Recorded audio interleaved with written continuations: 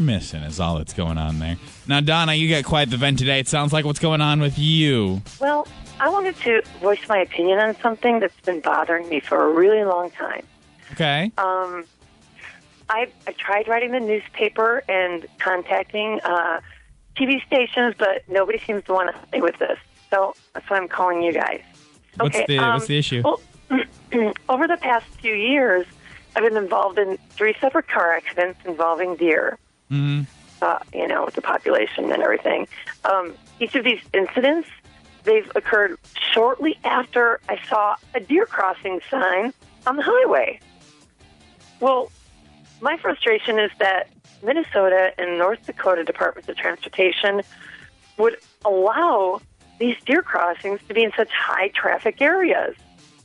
I mean, I've even seen them on the interstate.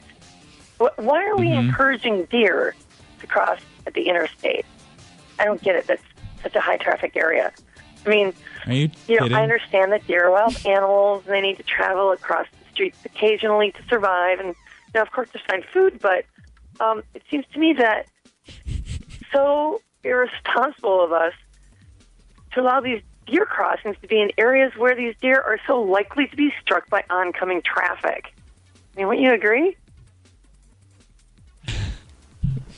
I mean, it's just, I mean, you think they would put deer crossings maybe, in, smaller towns, maybe during at a school crossing. It would be a safer place for them to cross. Put the deer crossing sign.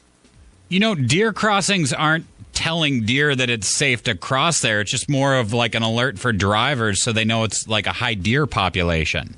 The government put the deer crossings there. They can direct the deer population anywhere they want to by moving that deer crossing sign. I mean, why in the world would they place it on the highway or the interstate? I mean, God, there are so many other places I can think of than putting the deer crossing signs on busy highways and interstates. You seem to be under the misunderstanding that the deer are somehow attracted to the deer crossing sign.